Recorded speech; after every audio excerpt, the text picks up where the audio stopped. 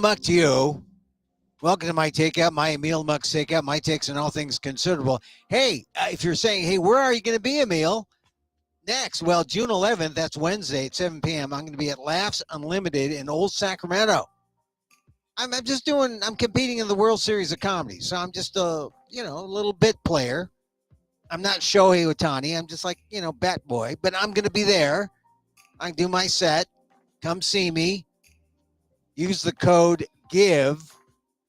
Say Emil Muck sent you and go to get your tickets. Get discounted tickets at VIPtickethub.com/unlimited tickets. Yeah, use that code if you're watching me, VIPtickethub.com/unlimited tickets, and use the code GIVE, GIVE. Say Emil Muck sent you. We're going to ask you, hey, who sent you? And it's for a comedy show. Starts at 7 o'clock. Laughs Unlimited. Old Sac, if you're within 100 miles of Sacramento. Not doing anything on a Wednesday night, check me out. World Series of Comedy. Yeah, I do. I do a 5-minute set on Wednesday.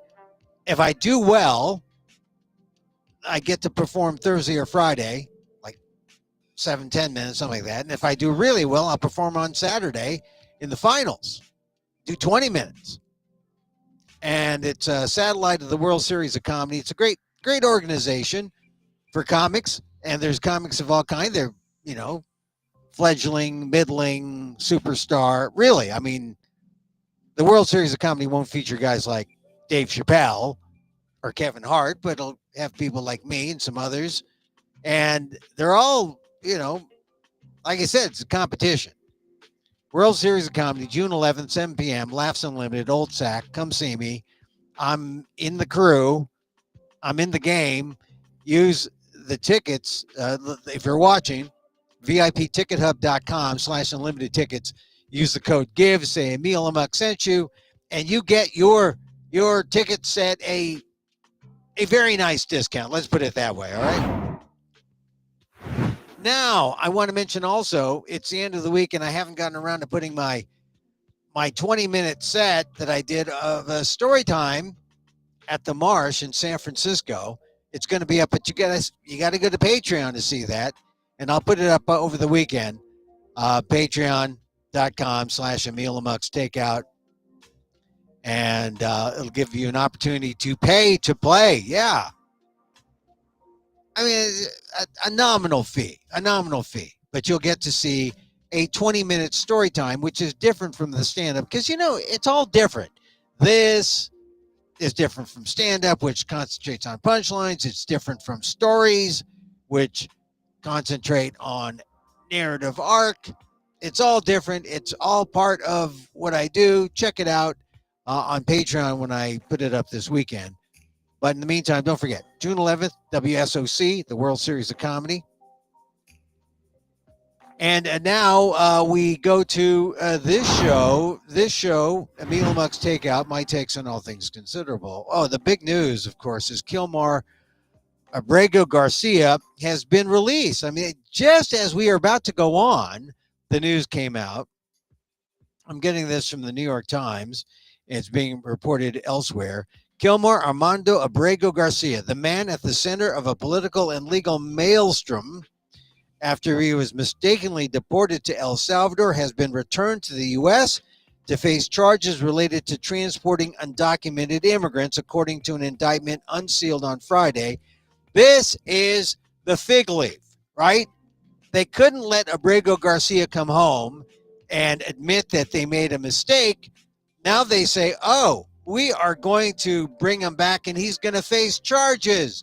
Because he's not a good guy. He's still a bad guy, according to Trump, right? I mean, that's how you have to interpret this. Back to the Times report. The stunning move, which had been quietly planned for several weeks, could provide a much-needed off-ramp for the Trump administration, which has bitterly opposed a series of court orders to take steps to release him following his wrongful removal on March 15th. So this is the fig leaf, the Trump administration. They call it fig leaf or off-ramp. The Trump administration says, yeah, we made a mistake. because that's what they initially said, that they made a mistake. And now they're saying, oh, no, we're bringing him back. He's going to face charges here. Even though, yeah, it went all the way up to this, the Supreme Court said, hey, look, Trump, you got to have due process for these people. Or not the Supreme Court, but a higher court, right? And embarrassing as heck for the Trump administration. But imagine how Pam Bondi must have felt in all her duplicitousness when she told reporters at a news conference today, Abrego Garcia has landed in the United States to face justice. Oh, yeah. And you just got yourself a fig leaf, you, Pam Bondi, in the Trump Justice Department. So that's the way to look at that. That's just in, and we're going to talk about that and all these other things with Professor Daniel Phil Gonzalez in just a second. I want to talk about this other thing, though, because this is important. Because AAPI hate numbers are up, and all this stuff with Elon Musk and Donald Trump, let's face it, that's white on white hate crime, right? Elon Musk and Donald Trump, call it what you will. Lovers quarrel, bad breakup. A lot of people want to say this was a bromance gone bad. New York Post had a great headline, about I hate my ex, or whatever they used, X, Trump or Musk's platform. But here's guys with big egos, big money, social platforms of their own, fighting it out. It's white on white hate. And I don't think anyone wins, right? Who wins on this? Not Elon. And we want him to lose, but the big question is, what did Democrats do? So I'll talk to Dan about that when I bring him up. But, all right, so that's white on white hate. But the thing about the Elon Trump story is that it distracts. Or maybe does it entertain? Does it really entertain? I bring this up because one of the stories that you probably didn't hear about is the new numbers from Stop AAPI Hate. They came out with their new report talking about the polarized 2024 election year. Here's what they found. Over half of AAPI adults experienced a hate act last year due to their race, ethnicity, or nationality. 53% compared to 49% the previous year. So it's up. Can you imagine? Over half of Asian Americans experienced a hate crime. And this is according to a new report released by Stop AAPI Hate, compiling a nationwide survey of nearly 1,600 AAPI adults and stories of hate acts submitted to Stop AAPI Hate's reporting center. If you think that AAPI hate has, gone down, or it's not, it's been impacted by, everyone's hating other people now, Asians are home free. No. The level of hate is actually inched higher. 53% compared to 49%. That's over half, more than half of AAPI adults. And here's the thing. Have you heard anyone report this? Really? Aside from, maybe the ethnic media? Have you heard it reported in the mainstream? No, they're talking about Elon. They're talking about Donald Trump. They're talking about white on white hate, which frankly is kind of amusing. It's more entertaining and distracting from other big stories like what's going on in the world, like the xenophobia toward China. And even though on the very just a few days after Donald Trump declared war on Harvard and international students, especially the students from China, he's got this meeting with Xi, Premier Xi, President Xi in China, or telephone call, and they said, oh, it was a friendly conversation. Oh, we're gonna get together. So yeah, friendly with Xi, but dumps on Harvard, which means the xenophobia continues in America, even though Donald Trump is playing kissy face with Xi suddenly because of the trade talks. This is part of the distraction, or part of the sleight of hand that people don't see. I mean, no one talked about the she conversation very much early on in the day, maybe, but then later in the day, when the German chancellor came by, right, for an Oval Office meeting, that no one even talks about the German guy. And today's D-Day, right? And I'm sure there was time for that. D-Day plus 81. But all they're talking about is the Elon Musk and Donald Trump. Distraction. So back to this Stop AAPI hate. 53%, over half of AAPI adults experience hate, according to Stop AAPI Hate. General hate experiences were similarly high across lines of gender, geographic income, political party, birthplace. Okay, so it was pretty high to that level. The major difference was age, with 72% of young adults aged 18 to 29 experiencing hate, compared to 54% among adults 30 to 44, 46 among those 45 to 59, and 44% among those 60 and over. So if you're an old OG guy, you're safe. If you're young, you're getting your butt kicked. 72% of young adults age 18 to 29. That's significant. Pacific Islander adults are more likely to experience physical harm or contact, specifically 23% compared to South Asians, 4%, East Asians 12, Southeast Asians 13. So they're going after Pacific Islanders, probably because is it a stereotype to say they may be more belligerent? Pacific Islanders, big Samoan guys, maybe, I don't know. 23% though, compared to South Asians, Indians, Pakistanis 4%, East Asians, Chinese 12%, Southeast Asians, Thai, Vietnamese 13%. I wonder where they put Filipinos. With the Pacific Islanders, the most common hate acts were harassment, being called a racial slur. Oh, racial slur. I've been called a racial slur. Institutional discrimination, being refused service by a business employee.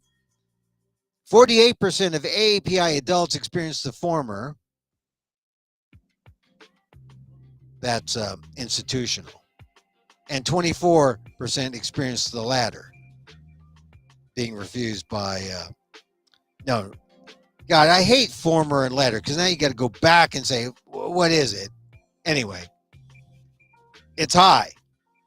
And they're saying things like, in 2024, as in the previous year, the top 3 sites of Asian hate were online spaces, 29%, public spaces like streets and park, 37%, and businesses, 31%. So, of AAPI adults who did experience hate, over half, or 53%, experienced acts that were intersectional and targeting other aspects of their identity, in addition to their race, like gender. Oh, you're an Asian woman. Or class. Oh, you're a poor Asian, 20%. Oh, you're an old Asian, 19%. Oh, you're an Asian who needs a green card, 15%. So there's the intersectional hate. So it's kind of interesting. Overall, 77%, over 3 in 4 of those who experienced a hate act, did not report to a formal authority or agency, which is stupid. You got to report these things. So just because you think that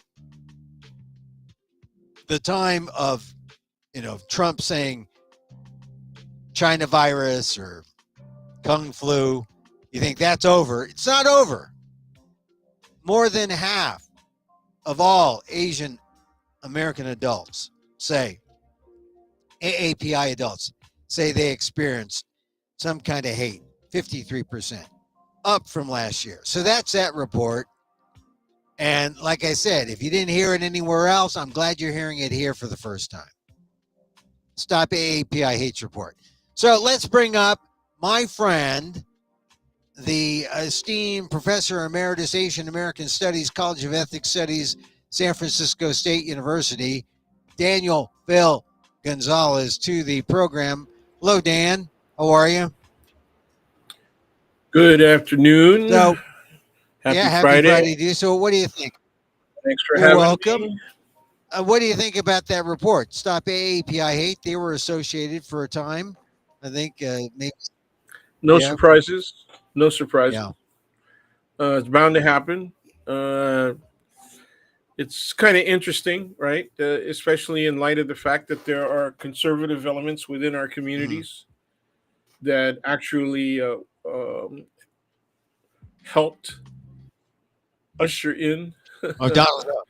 the president Yeah. administration that voted for him. That there was a major shift, right, in the voting Yeah. populace, and that a lot of people of color voted Mr. Trump in, and that's the reality of what we're Yeah. facing. Yeah. But People bought into what Trump was selling once again. yeah. But you know what's odd to me is that some people may not think of it as Trump related. They'll just think of it as, well, during COVID, Trump said, China virus and Kung flu and that kind of thing. And we saw a lot of hate. And all that's passed now. And I think maybe people think that the assumption is maybe there is no hate, maybe toward us, right? No AAPI hate. But now this says, no, it's still there. In 2024, last year, very polarized election year, over half said they experienced it. So this is a lagging indicator. I guess the question now is it still present? Is it still there from 2024 as we move into 2025? Or is it worse? Wait, oh, you think it could? You think it would go away, or that it would reduce by about 20 or 30%? Look, what people don't understand is, once again, I don't know how many times I have to say Say it this, again. right? Uh, Mr. Trump is a racist. He is an avowed racist. He is extremely motivated by his racism. He has people in his cabinet, all right, illustrative Yeah. Stephen Miller, right, who are avowed racists, whose intentions are very clear. You know, the problem with the American public and the problem with a lot of people of color is they uh, they don't distinguish between outright, in your face, aggressive racism, Mm. right? And racism that is presented amidst subterfuge of some righteous legal objective or social objective, Yeah. right? Like we're trying to get rid of the criminals, right? In these communities, and all of these organized Mm. gangs. Okay, and so when the evidence comes out that there's a complete lack of due process and that many of these people have never been shown to actually be involved in gangs or be guilty of any outright criminal activity, right? uh, People kind of ignore that, and they don't see that as de facto racism. De facto meaning, in fact, that is what both the motivation and the goal, right, is to exclude people of color from this society, and at the very least, to diminish at all their influence in the direction of the society and in their participation in the Right, right. society. Well, as I was asking the question, do you think from this lagging indicator that the the hate toward Asian Americans has stopped? What we have seen in 2025 is Donald Trump fanning the xenophobia against Asians when he calls for an end to Harvard and admitting international students, the bulk of which are Asian or Chinese, Asian. Uh, which, by the way, today a district judge, almost in the way that this is supposed to play out, Trump does something unlawful, a district judge stops it.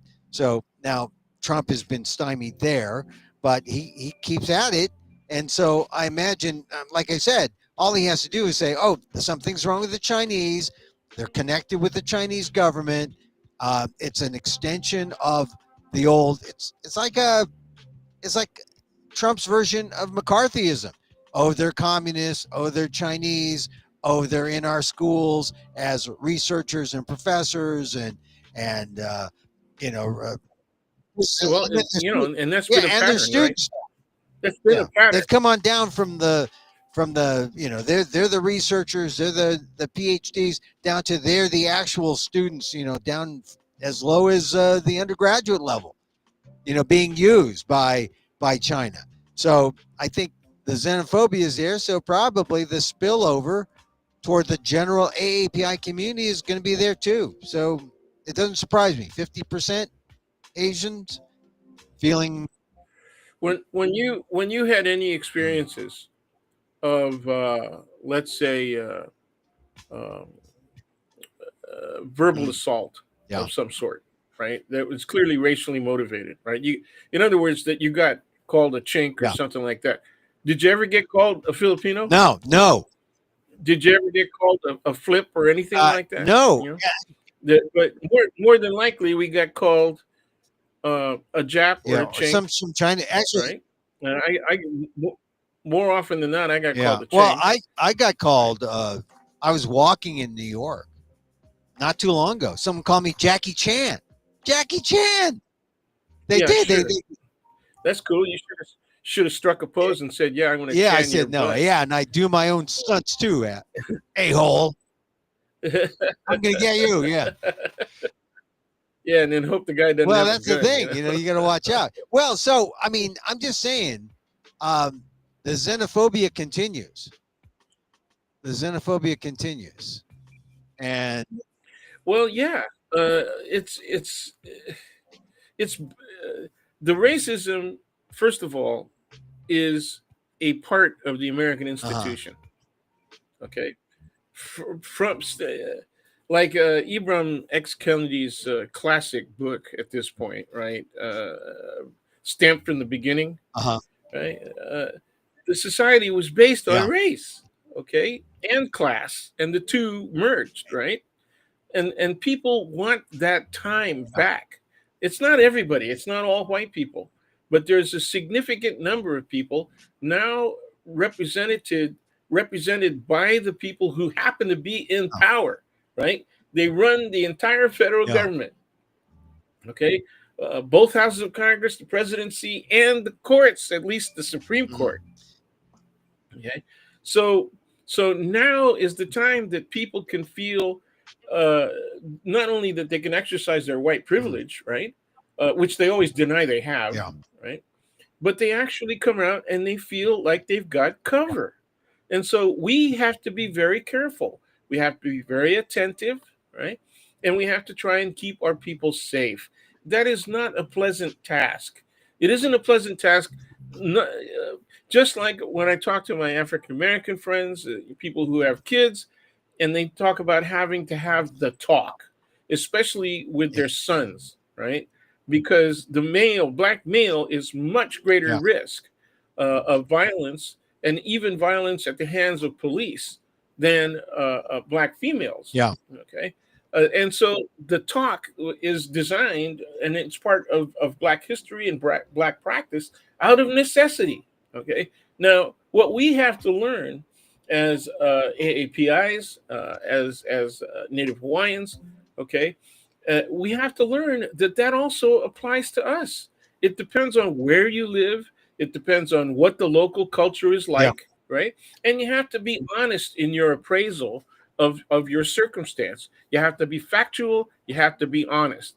And if you look at some of the things that are quoted, right, in the report, okay, uh, there's clearly a pattern. There's a Yeah. geographic pattern. Okay, uh, I live in San Francisco. Most of my activity is within like three or four of the nine main Bay Area counties, right? But I am aware that when I go further east, the greater likelihood that I will be confronted by some form of racial epithet or some kind of assault of some sort, not a physical one necessarily, but I also have to be aware that that's a possibility as well. Okay, and that's not a pleasant thing. It is not a pleasant thing to have your conscience, Yeah. right, have to make those considerations just because you're driving 30 miles to the east of San Yeah, Francisco. but they also talk about how people aren't reporting these things. Does that strike you as odd? I mean, they Yeah. said three or four, 3 and 4, or 77% who experience these things did not report to a formal authority or agency, which means that of the the majority of Asians who felt something, if they felt it, but they didn't feel like it was necessary to tell anyone. Which is why, if you are ready to go public and report it, that would be breaking news. That would be breaking news. But no one cares. Is that it? Is that how we should see this? Yeah, I think a lot of it is frustration with government. They know that the police don't do Yeah. anything about it. I mean, if it's a mild case of verbal assault, then the police are going to look at you like you're going to bother us with this. I mean, if there's no violence involved, and there's no clear threat involved, then they don't do anything about it. They also know about the stories where people have gone to the courts, and these do make news. These stories, unfortunately, Yeah. make news. Like the family in South Tahoe, right, that has a neighbor that's constantly haranguing them, and they have TROs against them. It does no Yeah. good, Yeah. right? It does no good. They go to the court, and so people, number one, I think, understand that the likelihood that anybody's going to do anything about it is very low. And that's probably so unless it's a very serious attack and they really fear the possibility of physical harm, right? They will be less inclined to report it. And then to whom do they report it, right? Is there common knowledge that stop Asian hate, for example, that you can No. email them your report, and it's not because we don't play that up enough in our But own it means communities. that, man, we're gonna be living with this almost forever if we don't speak out. If no one takes it seriously, we're gonna have this slow burn. It's like, hey, we No, don't have to I worry think about the big. I think they take it seriously. I think the people are taking it seriously, but it takes two Yeah. to tango. You have to have positive reaction from Well, the other what side. I'm saying You is know, that we'll only pay attention to the big fire, the blazing fire, the blazing racism. But everyone else gets a little slow burn, like getting, like little stink from the edge of from the edge of a cigarette or something. We suffer these minor burns, and then that's okay. That's okay for us. Or that, that what bothers me is that, look, anti-Semitism, same thing. It's it's there. It's always there, and we can't eradicate it. Maybe the lesson for Asians is, hey, we're gonna have to live with this or fight it in our own way. Otherwise, it just becomes, we never want it to be normal, but we may never be able to eradicate it fully. well, but it is Yeah. normal. It is normal. And so what we should be doing is struggling to denormalize it. I don't even Yeah. know if Yeah. that's a Yeah. word. Denormalizing Okay, it. but that's the whole. We have to be willing to attack it and to keep the consciousness of the issue in the forefront. Yeah. Okay, and the situation with American with Native Americans, with First Nation people, is Yeah. the same. It's continuous, right? It doesn't go away. Institutionally, they're still at a disadvantage. Although all people of color, have made some gains in the past 50 Yeah. years or so. But what we're facing right now is a very well designed reversal. That's their intention, is to reverse all Yeah. of those things. And it was very clear that they were building this movement when they came out with the adaptation of the term Oh yeah. CRT, right, to Critical their race advantage. And people don't even know what it stands for. All they know is that it has something to do with people of color, that has something to do with racial theory. minorities, right? Even though in some states those racial minorities are no longer clearly the racial Yeah. minority, Yeah. right? Well, it just, I just think that every time we get these, I'm glad that Stop AAPI they have this method so people in this nationwide survey can self-report, They do a survey of 1,600 AAPI adults, and they collect the stories that people report on their own, and it helps give a Yeah. real sense of that. Here's some data. You may not hear it from the police because people don't report it, but here's some data, and don't forget us. Right? It's a thing that says to people, don't forget that this AAPI hate exists. And as we come into um, June, and we come into Vincent Chin, the Vincent Chin month, where we remember probably the most famous Asian American hate crime.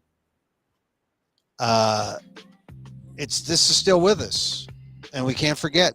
Can't forget. Well, it's yeah, and it's famous not only because of the way that it was committed, but the way that Yeah. injustice was Still, rendered, still, right? That there was no and justice still, rendered. still is the case. So, well, I mean that's something. Now, Elon Musk and Donald Trump fighting, I call it white on white hate crime.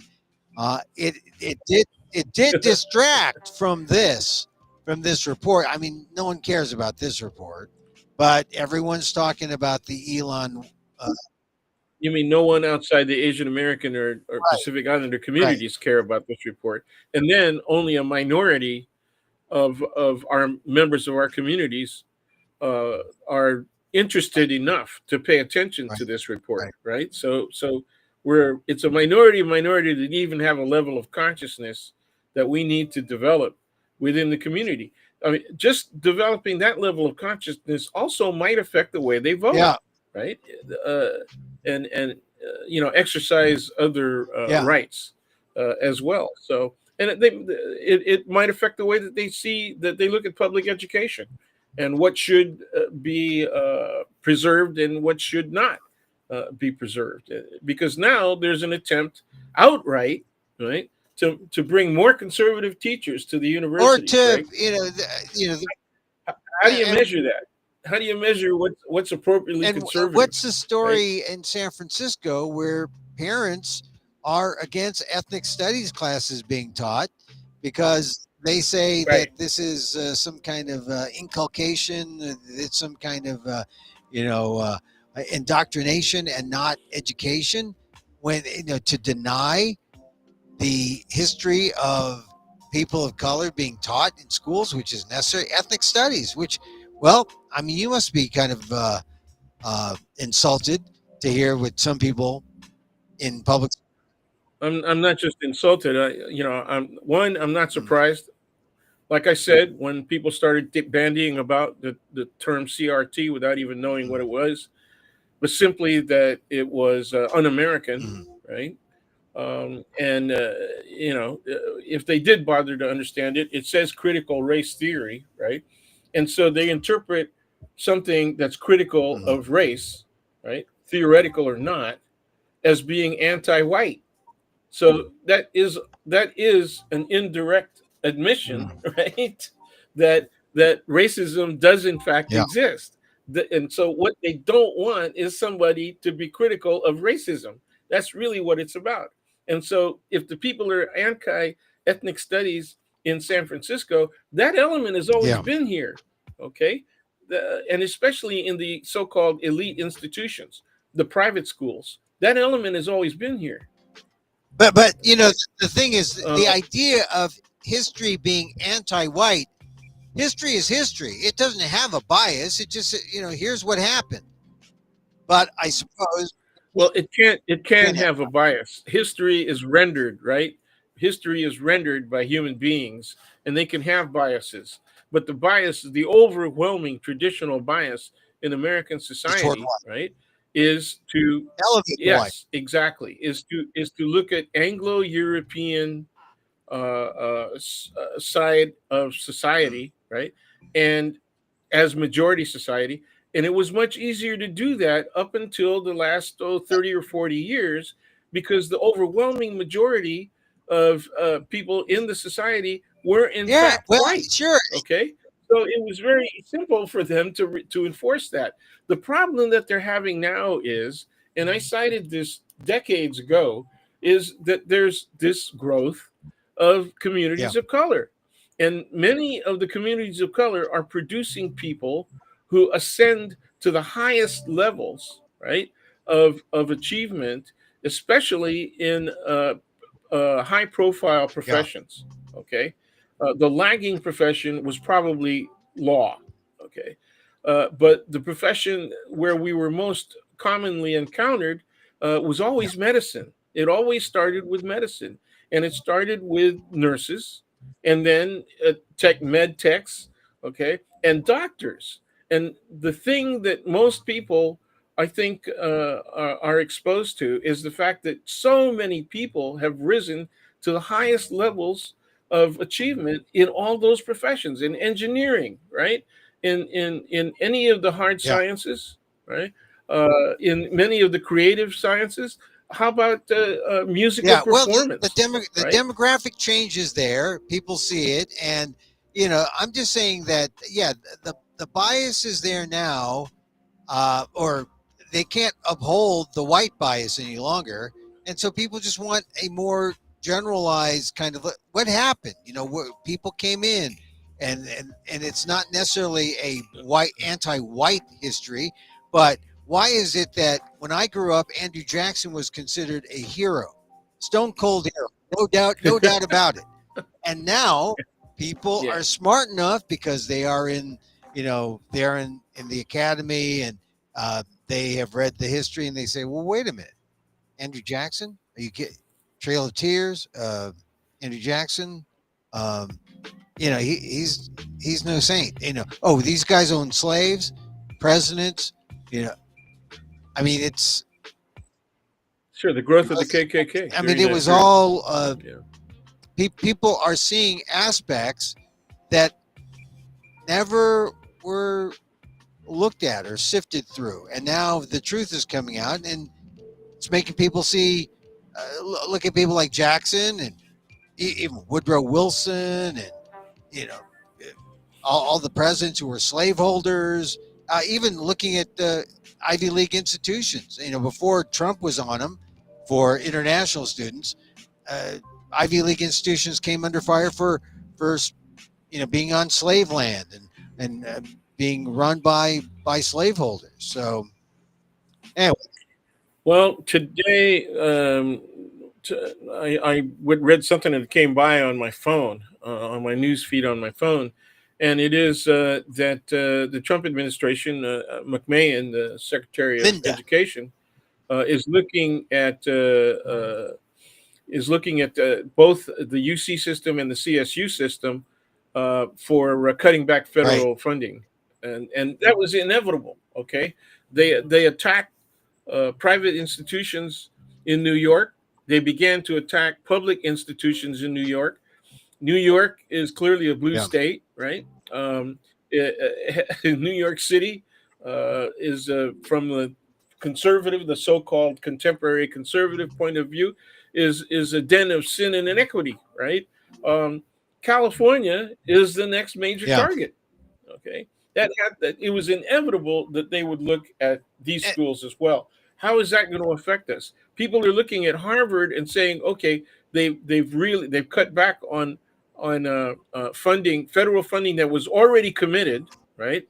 And that the university itself has already extended itself by spending money that it anticipated was coming from this federal funding. And so the federal government has now interfered with promised contracts. Okay, that's the way that you really have to look at this. The federal government is violating its own contractual obligations to major universities. Okay, and so now they're going to do the same thing here in California. Inevitable way to go. They're going to attack the universities in Oregon and in Washington as well. Washington's, yeah. UW is one of the most important top tier institutions in the country. It's inevitable that they're going to attack UW as well. So it's not just going to be private institutions like Stanford, or USC. It is clearly the UC system and the CSU system Yeah, and as well. So how are we going to fight this? How do we fight it? I don't I We just watch our science yeah. departments lose its lose its accreditation? Yeah. Right? Do we watch our students without the necessary experience to actually build the area of the sciences, the necessity of See, scientific research, of see, medical research in at American some point, I society? think people are just going to have to like open their eyes, and uh, they they can't help but be woke just to see what's going on. And as soon as it hits them, like, oh, my kid or me or my job or this, maybe they'll get uh, excited about maybe doing something to stop what's going on, because it's like a it's like a dismantling from the top, from orders of Trump and federal funding, and then of course that's the ironic thing with Musk, because he was dismantling everything too, which is really the other sad part about their public fight, because here they're fighting, and you look at all the things and they look like toddlers. They look like babies, throwing food at each other. And people talk about, oh, it's a divorce. It's people having a, lovers quarrel. But no, this is like two babies throwing throwing Gerber baby food at each other. And what's happening? They're taking apart our government, our institutions, and real people are getting hurt. People are working in the federal government. People are doing real things, important things. And Well, there's one thing the possibility is now that the Doge yeah, people are actually going to be under attack. We'll see what happens, but I believe that once again, people have to feel the yeah, harm on a personal level, okay? And they have to be able to focus their anger and focus their action, right? Their political action against those people who are responsible for doing the yeah. harm, okay? And so I'm kind of tired of the fight oligarchy, right? Issue. I think you ought to just come down right down to it and say fight Like, yeah, corruption, and point out that this corruption is occurring right in your face, and that corruption is destroying American institutions. Now, people say, well, next year, if the Dems have their pants up and are ready to go, yeah.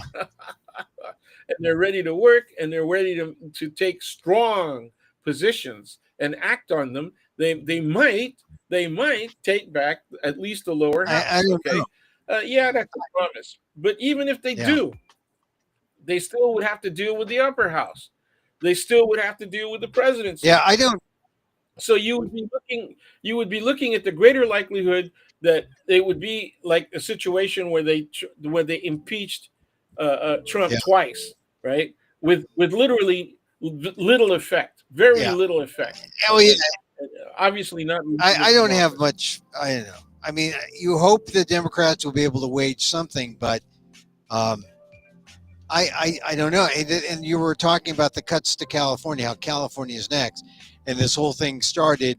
The real, well, it's always been in the works, but it became more in the public realm when Donald Trump started talking about the trans high school kid who competing All in right. the state track tournament, says, we're going to cut your funds. We're going to take away your high speed rail. We're going to, on and on.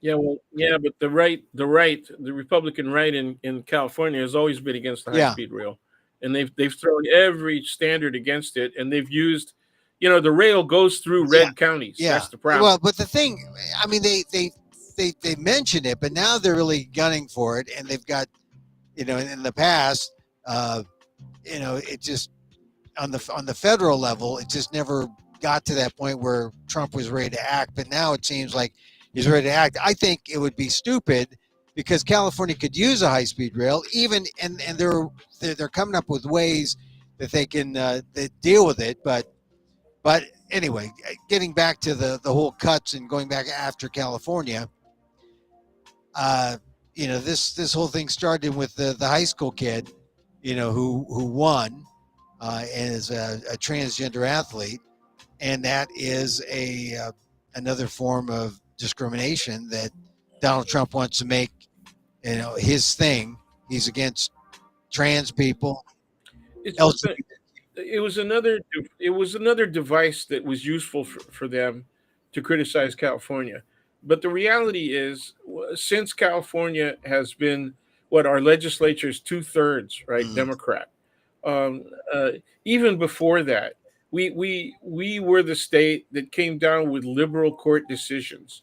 You know how California State Supreme Court yeah, decisions often got appealed up to the Supreme Court of the yeah, United States, and we won many of yeah, those decisions. So a lot of the so-called liberal decisions made by federal courts, including the Supreme Court of the United States, right, were heavily influenced by the California State Supreme Court decisions. Okay, so uh, that's never been yeah. reversed.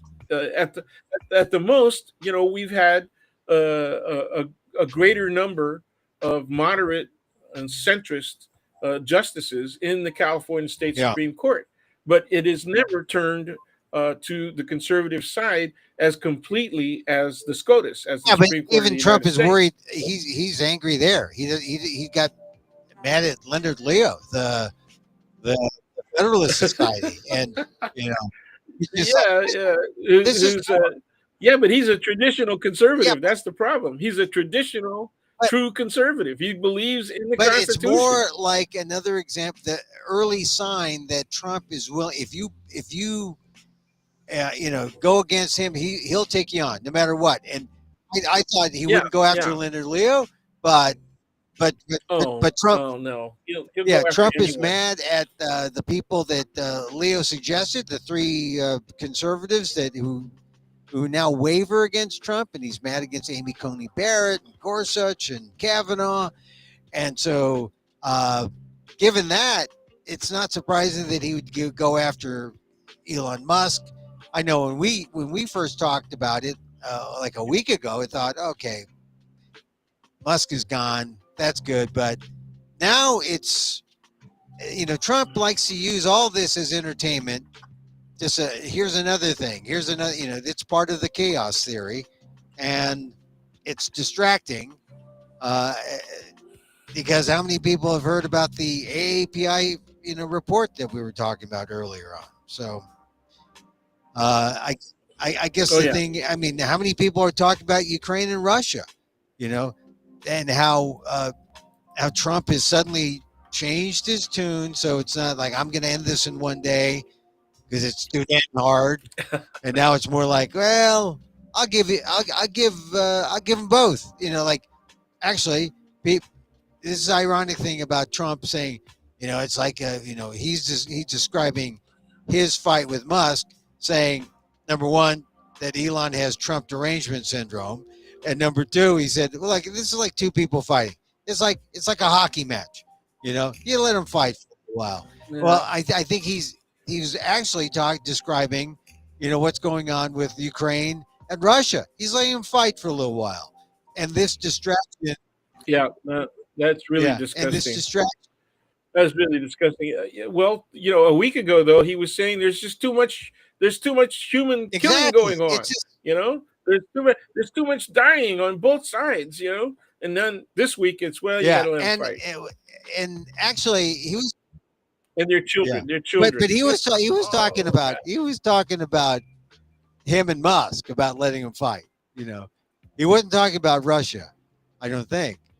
I think he was talking about himself. Anyway. no, he was literally talking Oh, about okay. Ukraine and Russia. It That's was right. in He said, that "Let him fight. context. Let him fight." So the thing is, they're fighting, and now it's like Donald Trump, the man who runs the country and the world, is now just acting as a play-by-play guy, a hockey play-by-play guy. Let him fight. Oh Let him God. fight. He's not. Yeah. He's not doing That's anything fine. he should be doing more. Well, I'm just hoping that he doesn't reduce the support, the level of support that Ukraine is Uh, currently getting. but it's happening. So, now Russia's response was predictable, but it wasn't as strong as I thought it might be. And now, Ukraine is showing the ability to anticipate Yeah. Putin and outsmart him in very ingenious ways. And so I feel that they must know what kind of responses they're going to get from Putin, and I think they have to have a second and third Yeah, move. but you You know know, what's happening is that Trump now he was praising Ukraine the other day, saying he admired them, right, for being they were gutsy, and he admired them. What By admiring Ukraine, he only extends it for Putin to do his thing, which he did today. Putin bombed right? Ukraine today, That's so right. all Donald Trump is doing is really enabling. He's not enabling Ukraine. He's enabling Putin, No, which is what he's wanted to do anyway. So he's happy, yeah. really. And Well, I don't know. I think he's probably anticipating that some of the European governments are oh, going to they come to are. his aid. You know what was concerning to me is that Poland got a Oh yeah, conservative, uh, hyper right person as their that guy, new prime that guy minister. won So yeah, with Trump's backing. See, yep, yes, he did. this is a problem, and because here we are remembering D-Day plus 81, big day, turned the war in World War II, 81 years ago. But it really did. I mean, you're really talking about the signs of how a military alliance with pre-nascent NATO, you know, is a possibility and how it could work. And now here we are in 2025 when NATO is falling apart. It seems right before our eyes because of Donald Trump. Yeah, I don't know if it's falling apart, but it is in a dangerous state. Yeah, You know, I think a couple of the major um, military nations have to act. I think France, England, and Germany have to act, and I think if they do, with more support to Ukraine, and it's out in the public, uh, that a lot of the other countries will also contribute. But it really concerns me that you have now Belarus in the north, and you have Poland on the west yeah, of Ukraine that have right wingers in their leading yeah. politicians. And the right is really it's it's really the second coming of it's illiberal democracy or illiberal Yeah, illiberal democracy, which essentially is the second coming of Hitler. It's evolving to that. But if you see Hitler as the prime mover of illiberalism, well, here we are. We're not that far. We got the balance is shifting. You mentioned the leaders in other European countries, and they represent a real threat to NATO. And if the United States, NATO's big ally, is leaning toward the autocrats, leaning toward the liberal, I know yeah, yeah, very it's a real definitely. threat. I misspoke, by the way. Navrachki won the presidency, not the prime. The Tusk is still the prime minister. But what this does is it gives the very conservative law and justice conservative party Uh, the ability to veto the actions of Tusk. So Tusk is very pro European Union, yeah, you know, and obviously the Law and Justice Group is anti EU. the whole thing about yeah. I just I lost my thought. I was going to say something about how About the, well, you were saying that the NATO, is in a, I said, in a dangerous yeah, state because they're not able to or willing to exert power, and they really need yeah, to at and this then point. really, well, this is related to what I was going to say, I think. But you have people here who, when you say NATO, they don't care. They in the United States. Actually, I think it's worse than that. I think that the right has look. How far back do we have to go to look at uh, defunding NATO. Oh, The while George, while Bush one was a very pro NATO yeah, guy. Okay, his son was willing to back out of yeah, NATO, not back out, but at least not fund it as heavily as they were.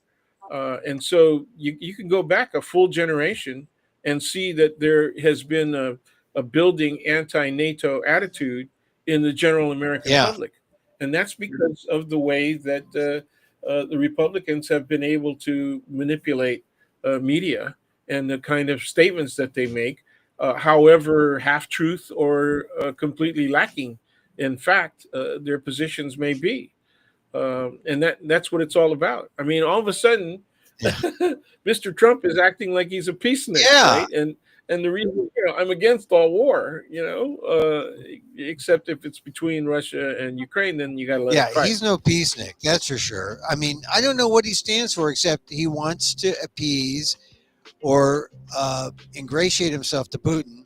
I mean, that's the lovers' quarrel that you got to worry about. What's happening with Putin and Yeah. Trump? Well, but his relationship with Putin is a vehicle to more Oh yeah, money. Basically, he's driven by the desire for the accumulation of even more yeah, wealth. yeah, and Uh, and yeah, you're right, and also, but he's just trying to keep Putin and Xi, Russia and China, the only powers that make sense, or to him, the three top powers. What if it's just a world where it's all just the three big guys, and they do everything, and everyone else sort of fights for the crumbs? I think he's. yeah, well, how do you think Putin though and Xi look at Oh Trump? yeah, Putin and Xi, they have, as they say, intercourse. I mean, they have engagement. You know, you Yeah, know.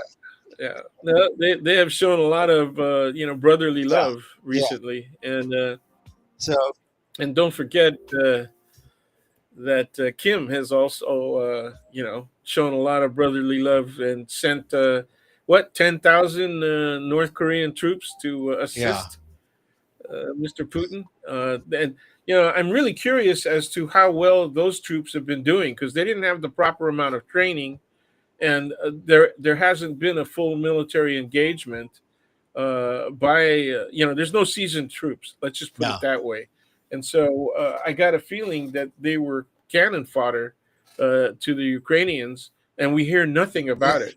Well, So that's the thing. It's another one of those casualties of the news suck that is Donald Trump, where you hear about all the other all yeah, the other things, and you don't hear about really what's going on in Ukraine, in the war, which always sounds to me like just a street fight out of control. It doesn't sound as. That's why when it's actually more strategic, we don't hear much about that really, but until after. no, But it does sound like kind of like a street fight out of control that we could control really if the United States had a little more power over Putin. They don't.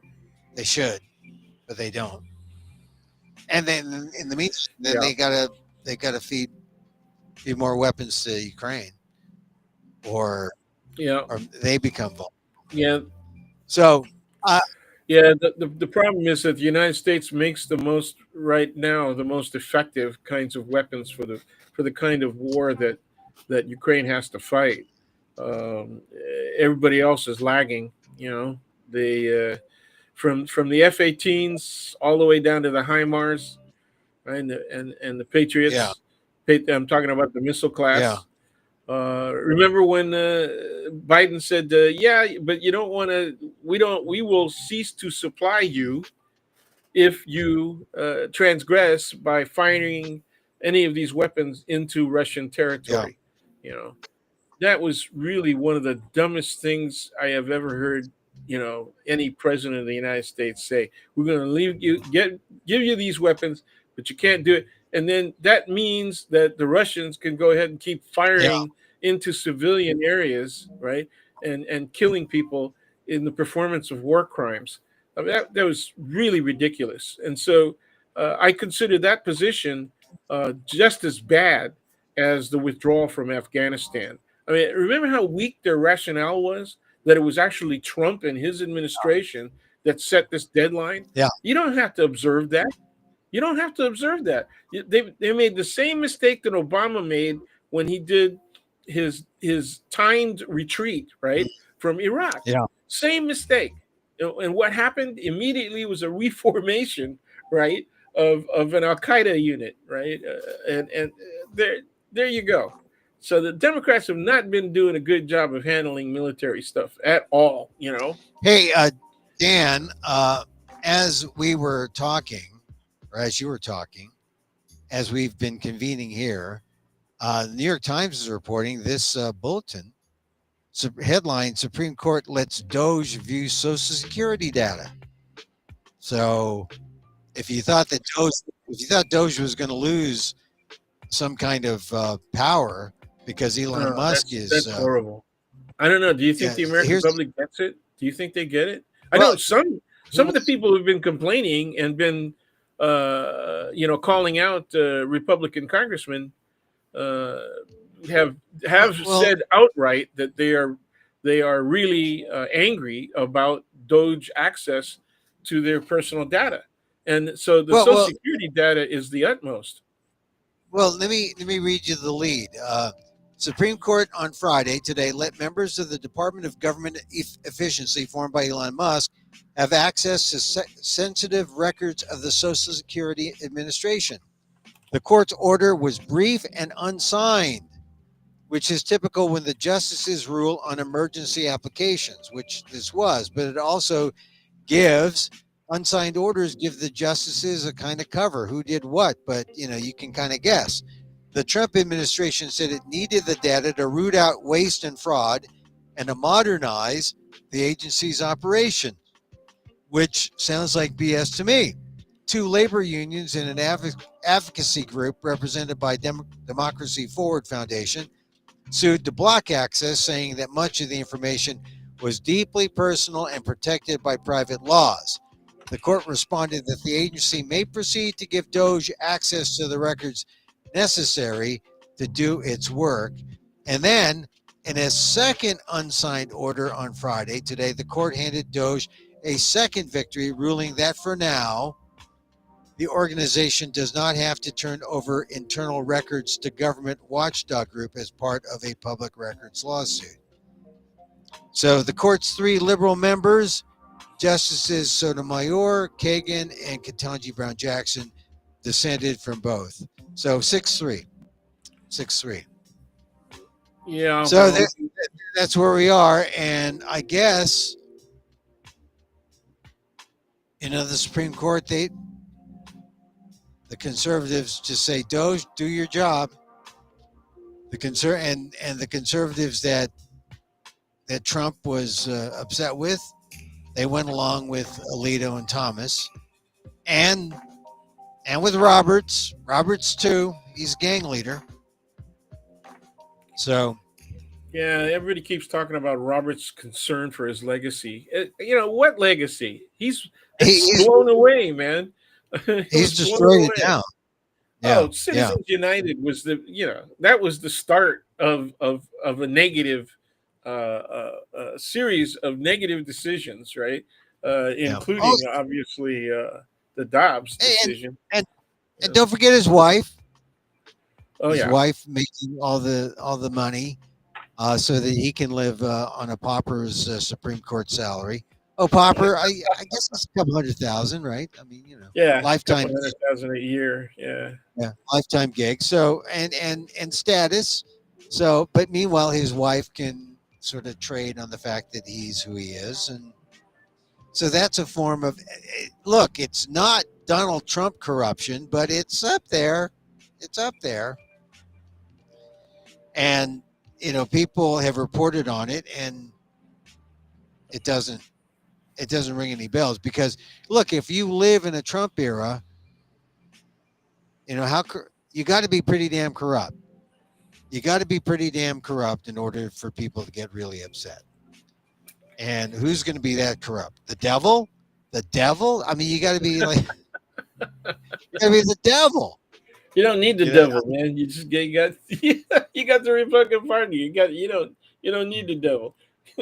yeah. I Anyway, this is the world that we live in, and thank goodness we have a distraction like NBA basketball. Yeah, yeah, Because that was some game. I was giving up on the Pacers, and I thought, oh, yeah. okay, okay, KC can't blow it. They They were did. yeah. They blew it. That's They blew it. They yeah, yeah, blew it. yeah. They They blew blew it it. at what 25, 25 Yeah, turnovers. it was up That was there. very But warrior like. Very warrior like. yeah, right. Well, yeah, you know, because they think they're too cool for school, right? They throw it around. Hey, hey, and the Warriors are. But see, OKC is young. They could do all that stuff, and they can make up for it. You think, but then they don't. So frustrating game. I was in and out of the game. I didn't really want to get sucked into it, and then I did get sucked into it the final 5 minutes. I thought, oh, well, what happened here? They're going to blow it. I saw the lead shrinking, and so anyway, it'll make it interesting because it's not going to be a blowout. The Pacers are good, and now they got a 1 game lead. So now they'll get blown out in the second game. It'll go 1 point game, blowout game, 1 point game. Yeah, so I don't know. But it makes it interesting. So, Dan, Hey, D Day, D Day, D Day. D Day plus 81. People should know how important this is, huh? Well, it was the thing that led to the end of the Second World War, at least in the European front. Yeah. And it enabled the Allies to turn their attention to Asia and close out that side of the war. Ugly part of that is the use of nuclear weapons Yeah. in Japan.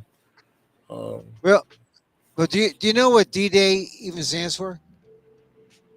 no, actually, I can't. D. I think I did once, but but Yeah. I forgot. I'm not putting you on the spot, but it's kind of like a trivia question. People can use this information, and they can get a free beer off their friends. Hey, do you know what D and D Day stands for? Oh, I don't know, dummy. What's it mean? Well, it stands for the amphibious assault, short for Decision Day or Designated Day. Some people have thought it meant Deliverance Day or Doomsday or Death Day. It doesn't really stand for any of those. Eisenhower once said that it stands for departed date. So it really means the day. Yeah, D that's right. stands Yeah, for it date. just stands for the day. This it was the day that the thing was going to start. That's all that the Yeah, D stood for was that was going to start. yeah. So Yeah, D stands for, I remember that now, and I'm confused by it still today. yeah. It means day. The D, Day. It's the, essentially a redundant. Yeah, it was the beginning of the attack. Essentially yeah. that. And Yeah, no. so, The story of D Day is just fantastic. I mean, the level of risk involved, yeah. the strategy. Everyone was extremely high risk strategy. Okay, and it won, but at huge cost. And people, The landing. people don't get that anymore. These World War II are the old guys, the OGs out there, and they just You know, they don't really get into it the same way as they should. yeah, it's for me. All of that is problematic. If we're able to easily distinguish things away as being really old history that's insignificant. I mean, so what does that mean about the Civil War? I mean, we get to distinguish that away, even though vestiges of the reasons for the war, right, Yeah. are still with us today. Oh, maybe. People in the South, there are Southern whites who Yeah. still think that the war was all wrong, and that what is Texas politics like? What is Louisiana politics like? What is Mississippi politics like? Right? Yeah. Even Oklahoma, Yeah. it's all reflective of the history and the aftermath of the Civil War. Yeah. Or maybe So we just want a new civil war. I Oh mean, that's man, instead of the forgetting. only people that say that easily, right, are the provocateurs on the right. You Yeah, know, they want a civil war. Nobody yeah, wants nobody in their right mind wants a civil war, but the people on the right want to threaten us with that. And yeah, the only reason that that threat has any strength coming from them is that they think they're superior. It's as yeah, simple as that. yeah. I mention it only because you talked about how people, well, if we forget World War II, what about the Civil War? What about all the wars? Right? I mean, uh, Exactly. I I was glad that people Exactly. remembered World War One. People forgot World War One until a couple of years ago. They made a bigger deal about World War Well, One supposed to be the war to end all wars. It didn't yeah, do that. but the aftermath of World War One was what caused World War Two. Yes, and then So, also look, we can't forget these other wars that we easily don't even know existed. Like after the Spanish American War, the Philippine American War, which is which is misnomered like crazy. yeah, but it's a big war for us, our It's family. a U.S. versus Philippines war. Yes. Yeah, yeah, Hmm. and we also well the Vietnam Wars. That was the Well, that's one that one that everybody wants to put behind them, and yeah, the best evidence of that was the way that returning veterans were treated yeah, uh, during the, especially when it was clear that we were going to withdraw. You know, they were. Remember that the yeah, discussions. Well, you were just a kid in high school, though, yeah. but there was the discussions of around the table in Oh yeah, Paris about how right. the U.S. was going to withdraw. It is really Yeah, stupid, and it was the most lame kind of discussion about how the war would end. Right? yeah, but the thing is, it was all predicated on this idea that we got to protect this area from communism. We got to protect this area from dropping like dominoes. Yeah, the And, domino theory, which was and was really Korean War theory. yeah, and if only if I mean it really was because young people didn't want to fight, were against the draft, got into this whole peace idea, humanity, love. I mean that kind of fueled it. The fueled and then the the coincidence of society changing as in the 60s the way it did.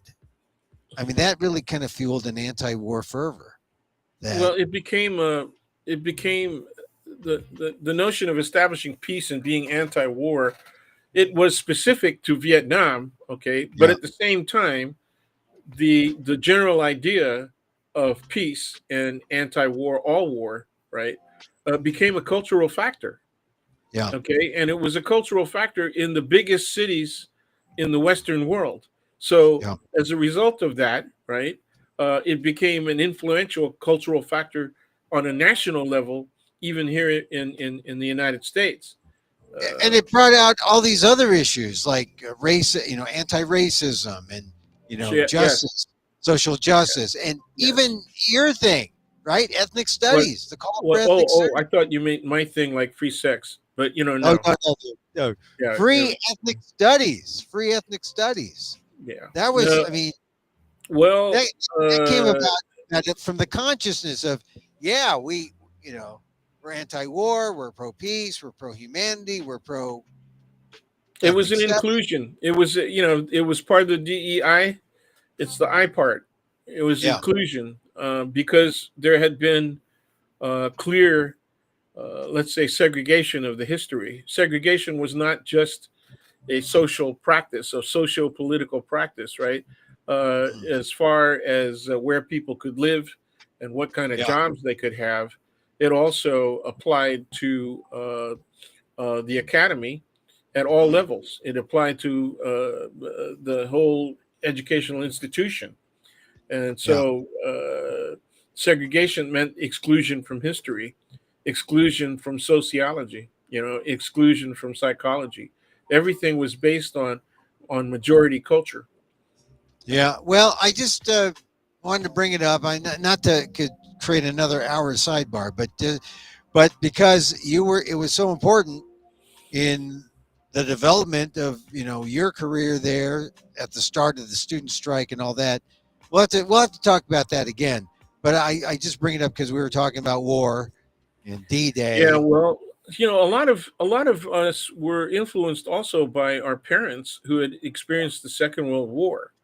Yeah, Their whole notion of what they were fighting for, what they were struggling for, was from totalitarian governments, from dictatorships, and they were fighting for the survival of their own societies, their home societies. yeah, So we all grew up in that environment, right? Some of us were actually born in the quote the old country, right, from which our yeah, parents were, had left to come to the United States, and so that element of our personal experience, our familial experience, really influenced how we looked at the world when we got the opportunity to take an adult position on it. And that meant getting out of high school and going to college. But a lot of people were already activists. I certainly was one of them, was an anti war activist while I was in high school. So, yeah. Well, and also, hey, as soon as you got a draft number, you were an activist. well, you had to make a decision. Were you going to go or not? Yeah, Right. yeah, And so most of the people around me went, yeah. unless they had a 2S deferment. So you had a large group of people, and around my social different social groups that I associated with, the majority of people went into the service. You know, Yeah, I it was a was a little class thing. It was a class thing, and a lot of working class people and middle class people went into the service. sure. I was too young, so I got a late draft number when it hardly mattered.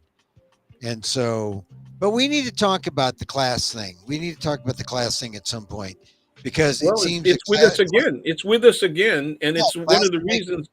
Yeah, it's one of the reasons that Democrats are a losing party, yeah, is that class. they lost their connection to the working class, and I think the gap that you presently see really started during the Reagan administration, when unions started to capitulate to Reagan policies.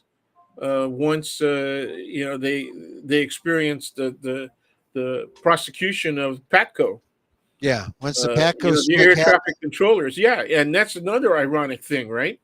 That the and same issues that air traffic controllers are talking about now are exactly the same issues, even more so than what they were talking about back then, because now they're saying we have failing technology, right? And that technology was new 50 years ago, right? yeah. When Patco was saying, no, man, too much pressure, too many hours, right? Too few Oh, people. but now they're making it totally class and not race, or That's they're right. making it about race That's right. by saying it's because we got to hire DEI. these It's because you got all these DEI people that yeah, really don't belong, right? They're not qualified. yeah, They don't. They yeah, have no we don't understanding. belong. You know how hard it is to get one of those gigs, man. Oh You know the yeah, amount of training that they go through, and there's at least, as far as I know, there are at least a half dozen, maybe more, different levels that are assigned to airports, right? And yeah, so the higher the number, the more difficult the traffic. Okay, oh so yeah, a level 7 airport is much more difficult than a level 1, 2, 3, 4, right?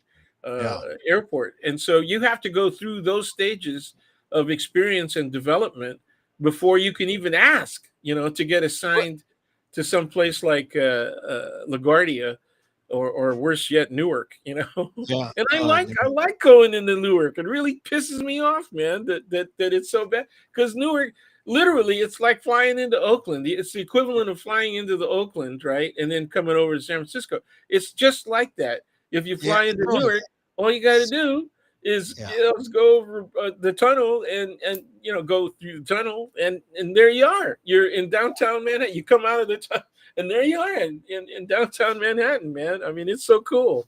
But Well, and then, I don't know if you got exactly. to go to Well, LaGuardia or Kennedy, it's like an hour to come back to get into the city. yeah, Kennedy is bad.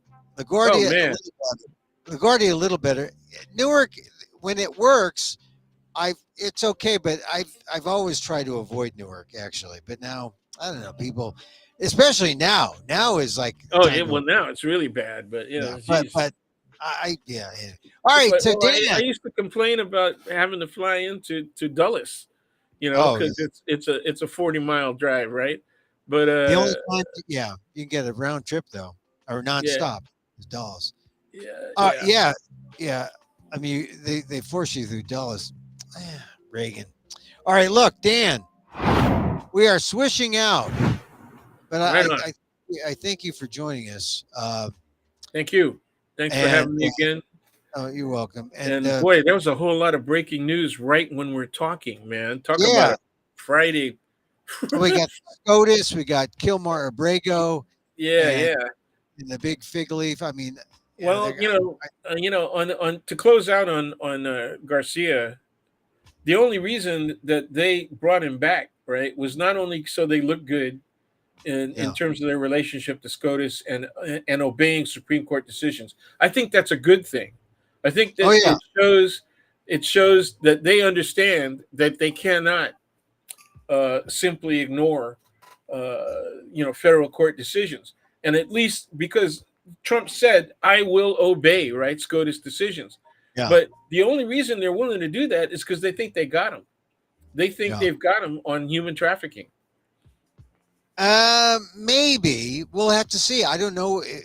I don't know I what don't think they I don't know the facts of the case, right? yeah. But I think that they, as usual, think that the law is entirely on their side, and that their argument based on the facts as they know them are going to be a winning argument. But they've I been losing everywhere else. Yeah, I will say this: they have a law and order excuse. Bring them back, and that's all you need. Hey, law and order. We're gonna get them. We're going to give them due process. Yeah, but We don't need them in a jail. We're gonna get them here. well, yeah, I agree. That's And so exactly the attitude. But then what about the that's 200 other folks?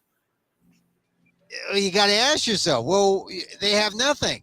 So why are they there? They're there for whatever reason. Give them the due process. Yeah, well, they want Uh, to give people free haircuts. Yeah, I mean that's the thing. That's all you get down there in El Salvador. Hey, listen, Dan, thank you, and thank and check out. I'll check out Patreon, or maybe I'll send you a link. My 20-minute show that I did at the Marsh, and also if you're free, WSOC, the World Series of Comedy, June 11th, 7 p.m. Laughs Unlimited. That's a Wednesday, June 11th, Old Sacramento. If you go to VIPTicketHub.com /unlimited tickets, you put in the code GIVE, say I sent you, and you get discount tickets. All right. I think it's usually like a $30 ticket, and it's Woo. down to 12 or 13. But it's Wow. That's a hell of a discount. I'm appearing with like 15 comics. We're competing for this World Series of Comedy. So it's me against the World Series. So, Steve Martin, let's see, who else? Who else is there? Henny Youngman, Joan Rivers, all the greats. All the greats. I got to So compete against the ghosts. they have been reincarnated. They've been reincarnated. George Carlin, he'll be there. Yeah. Right. Yeah, and so yeah, I mean it's actually local You know comics. who I miss Erwin Corey. Professor Professor Erwin Erwin Corey. Corey. I Yes, miss yes, him. I miss Professor Erwin. I miss Gilbert Gottfried. Well, he's a lot younger though. I mean, he's But recent. he's dead. I He know he's died. dead, but he's recent. Very recent. Yeah. I miss the aristocrats. And then we Yeah. came in. He was And good. then the sisters doing the brother, and doing the mother, and doing the father, and then they're all.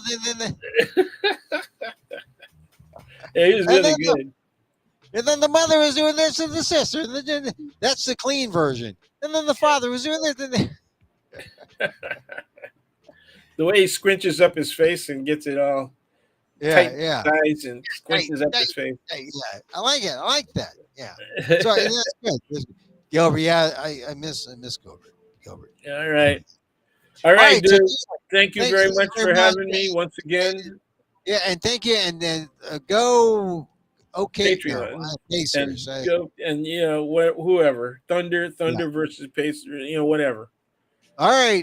There he goes, Daniel Phil Gonzalez, College of Ethnic Studies, San Francisco State University, Professor Emeritus, Asian American Studies. We talked to him because we got to talk. He's Professor Emeritus. He's got things on his mind. So I got to, I can talk to him about these things. We talked about a lot of stuff. Kilmar, Abrego Garcia. We talked about AAPI hate numbers from Stop AAPI Hate. We talked about Elon and Trump and the white on white hate crime. If you missed any of that, go back. Just take your finger and go back, and or this tape will repeat. Hey, like I said, I'll put something on my Patreon. Patreon at Emil Amok's Takeout. Um, my 20-minute thing. I'm gonna put it for sale. Maybe I can pay for my account. And then if you want to see me perform stand up, which is different. I mean, this is talking. I'm talking. We're conversing about the news, but and it's different from the Marsh thing, which is storytelling. This is stand up. I'm going to do at Laughs Unlimited in Old Sac. If you're near Old Sac, don't mind the drive up Highway 5. It's pretty easy. World Series of Comedy, June 11th, a Wednesday night. Go get tickets at VIPTicketHub.com, unlimited tickets /unlimited tickets. You can see it on the screen. Do the code word GIVE, GIVE, say Emil Amok sent you, and get your big discount on tickets. And no, it's great. It's great if you can show up. I've done stand up for, I've dabbled in stand up for years, but not dabbled in the way I've been dabbling the last maybe 2-3 years.